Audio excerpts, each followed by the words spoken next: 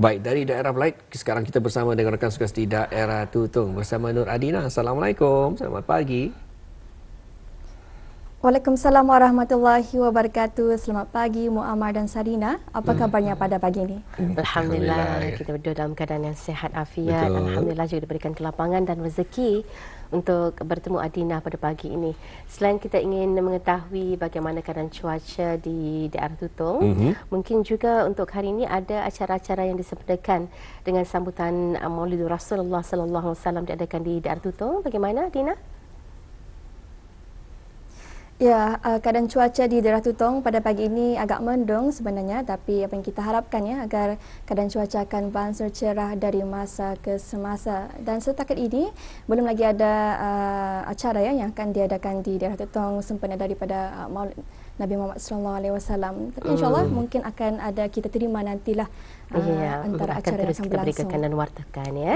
Baik, kita akan terus juga menyerahkan kepada Dina untuk berkongsi maklumat terkini di samping juga bahan sisipan dari daerah Tutong. Silakan. Baik, terima kasih Muammar dan Sarina. Bismillahirrahmanirrahim. Assalamualaikum warahmatullahi wabarakatuh. Selamat pagi dan salam sejahtera Auda. Alhamdulillah bersua kita kembali hari ini dan terima kasih atas kesediaan Auda menyaksikan Rampai Pagi dari daerah Tutong. Jadi bagaimanakah perkabaran Auda hari ini?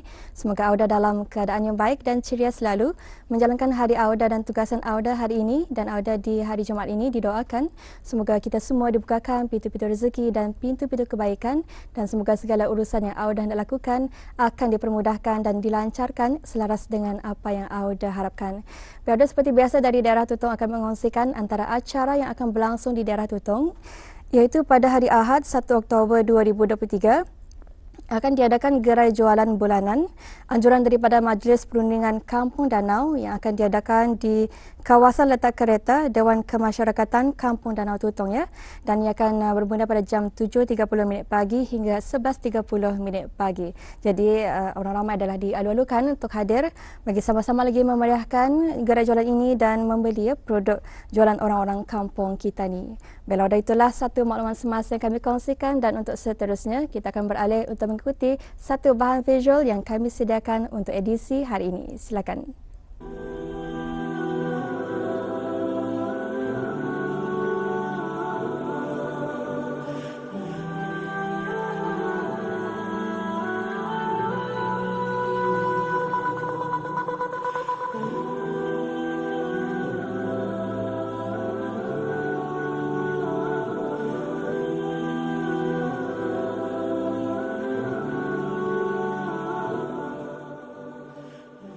Sesungguhnya mukmin yang bahagia itu ialah mereka yang berusaha mengikuti sunnah Nabi SAW semampu mungkin dengan menjadikan baginda Rasulullah SAW sebagai contoh ikutan untuk mendapatkan kejayaan dunia dan akhirat, seperti mana firman Allah Subhanahu Wa Taala yang bermaksud, demi sesungguhnya pada diri Rasulullah itu ada contoh yang baik bagi kamu, iaitu bagi orang yang mengharapkan yakni keredaan Allah dan yakni kebahagiaan hari akhirat, serta banyak berzikir mengingat Allah. Surah Al-Ahzab ayat 21.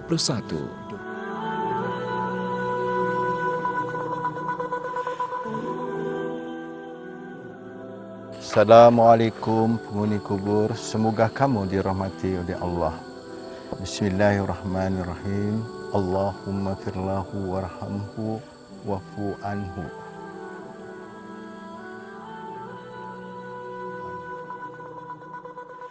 Ni, kenapa kalau menziarahi kubur mesti bagi salam sama membaca doa? Yang tu sepatutnya apabila tinggal kubur, hendaklah bagi salam kepada orang kubur supaya mereka masa di dalam syariah yang kita tahu, yang kita ni datang untuk menziarahi kedua orang. Dan kemudian kita ni baca doa semoga roh dorang ataupun ajab dorang diringankan oleh Allah Taala. Dan yang pentingnya itu adalah sunnah Rasulullah. Soalnya buat barang tu, okey, sebelum tersebut. Okey ya? Okey.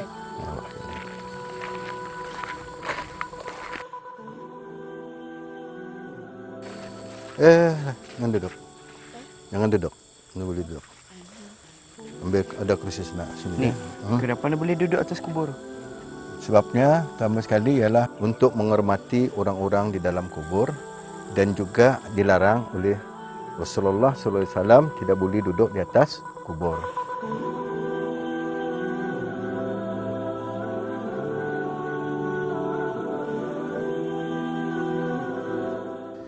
Daripada VT yang kita saksikan tadi, ada beberapa sunnah dan adab-adab ketika ziarah kubur. Antaranya, yang pertama memberi salam kepada penghuni kubur.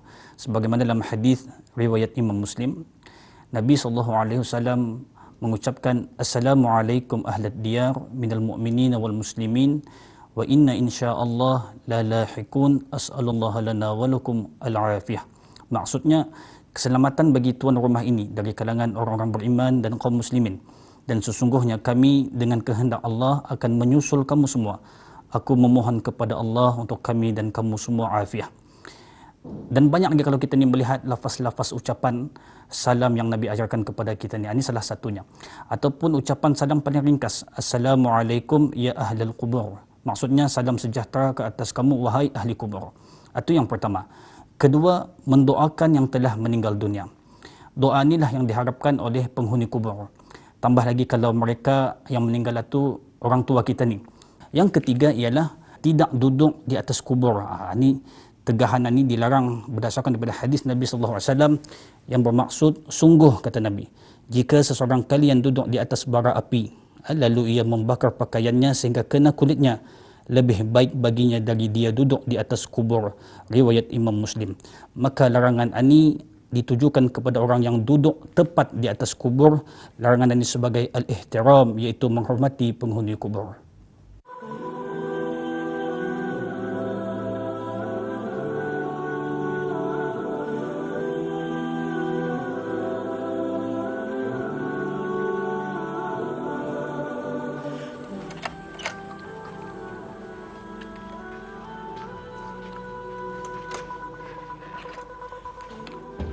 Assalamualaikum.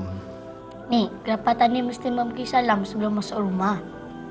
Itu adalah salah satu daripada sunnah Rasulullah SAW. Apabila ia datang akan masuk ke rumah, ia akan memberi salam terlebih dahulu. Dan tidak rugilah kita ni bukan membagi salam kerana ia mendapat pahala. Okey? Okey. Balai, mari kita makan. Mari.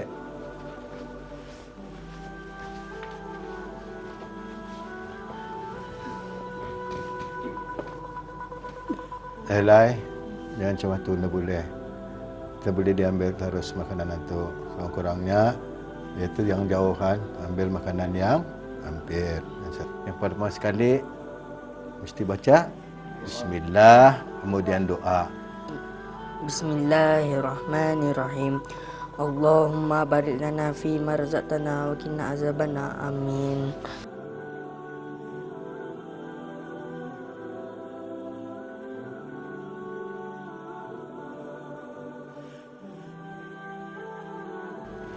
Ni. Sayurnya nyaman. Mesti jangan cakap macam tu. Sedangkan Nabi kita Rasulullah sallallahu alaihi wasallam tidak pernah mencelah makanan ini. Okey.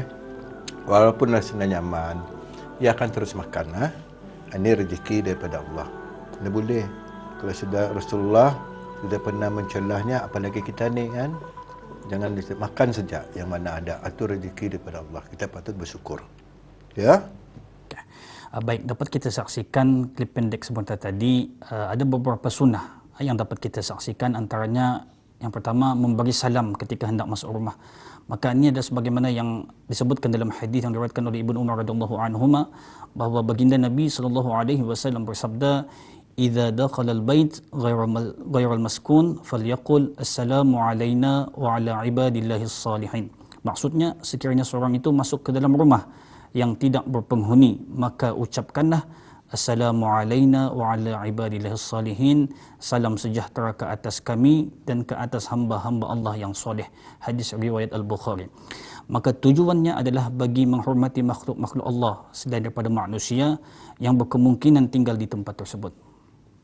Baik, kita ni lihat sunnah-sunnah Nabi SAW ketika makan. Yang pertama sekali, Nabi SAW telah mengajarkan kepada umatnya adab-adab makan. Di antaranya ialah untuk membaca basmalah sebelum makan. Hal ini ada disebutkan dalam hadis Nabi SAW, dalam hadis riwayat At-Tirmizi. Kata Nabi SAW, sekiranya seorang daripada kamu hendak makan, maka sebutlah nama Allah Bismillah. Bismillah. Fa in nasiya fi awwalih falyaqul, dan sekiranya dia terlupa menyebut nama Allah pada awalnya, maka sebutlah bismillahi fi awwalihi wa akhirih. Maksudnya dengan nama Allah pada awal dan akhirnya. Hadis riwayat Imam At-Tirmizi. Dalam bab makanan ni, Nabi SAW tidak pernah mengaibkan makanan, apatah lagi mencela makanan. Sebagaimana dalam hadis riwayat Imam Bukhari dan Muslim. Kata Nabi SAW, ma'aban Nabi SAW ta'aman khattun in ishtahahu akalah wa in kariyahu tarakah. Maksudnya Nabi SAW tidak pernah mencela makanan. Bila Nabi suka, Nabi makan, dan bila Nabi tidak suka makanan itu, Nabi meninggalkan.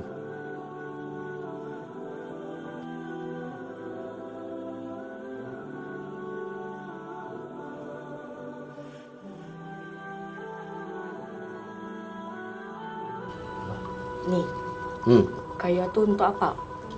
Ini kayu suap namanya, ataupun kayu sugi, untuk membersihkan mulut atau gigi, atau ada makanan yang menyangkut dengan gigi.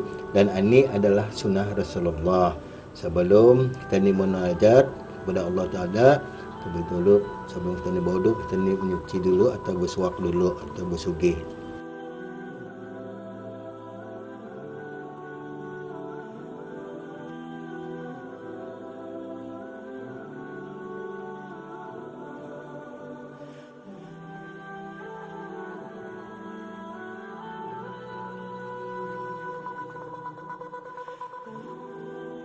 Antara sunnah Rasulullah SAW ketika sembahyang antaranya ialah baginda Nabi SAW bersugi ataupun berus gigi sebelum menunaikan salat. Ini berdasarkan daripada hadis Nabi SAW mengatakan, laula an asyqa ala ummati la amartuhum bis-siwak. Maksudnya, jika tidak membebankan umatku, nescaya aku perintahkan mereka agar bersugi. Hadis riwayat Al-Bukhari. Kemudian yang kedua, menunaikan sembahyang secara berjamaah. Hadis daripada Nabi SAW, kata Nabi, salatul jamaah afdalu min salatil fadh bi-27 darajat. Maksudnya, solat secara berjamaah lebih baik daripada solat bersendirian sebanyak 27 darjat. Hadis riwayat Imam Muslim. Baik. Kemudian seterusnya ialah membaca doa ketika sujud. Kita ni disunatkan untuk membaca doa dalam semua sujud kita ni, sebagaimana kata Nabi SAW, aqraba ma yakuna al-'abdu min rabbih wa huwa sajid. Keadaan yang paling dekat seorang hamba dengan Tuhannya ialah wahwa sajid, ketika ia sujud. Kemudian Nabi sambung, fa'akthirud doa, maka banyakkanlah doa padanya. Hadis riwayat Imam Muslim dan An-Nasa'i. Kemudian antara sunnah lain lagi, iaitu kita ni selepas selesai daripada sembahyang, kita ni disunatkan untuk membaca wirid ataupun zikir sebagaimana yang Nabi SAW ajarkan, iaitu subhanallah sebanyak 33 kali, alhamdulillah 33 kali, dan kita ditutup dengan Allahu Akbar 33 kali. Maka ini di antara sunnah Rasulullah SAW. Kemudian yang seterusnya ialah berdoa selepas sembahyang sebagaimana yang Nabi ajarkan, membaca Allahumma a'inni ala dzikrika wa syukrika wa husni ibadatik. Baik, jelaslah kita melihat bahawa sunnah Nabi SAW ini memang perlu diterapkan oleh kita umat Islam. Maka mengikuti sunnah ini juga dalam masa yang sama, ia salah satu cara untuk kita ni mendapatkan kasih sayang Allah dan redha Allah. Maka inilah di antara kelebihan-kelebihan kita ni apabila mengikuti sunnah Nabi SAW. Mudah-mudahan kita ni semua tergolong dalam golongan yang sentiasa mengikuti sunnah Nabi SAW dan mendapat syafaat baginda di hari akhirat kelak. Amin ya rabbal alamin. Salam Maulidur Rasul 1445 Hijriah. Sunnah dihayati, hidup diberkati.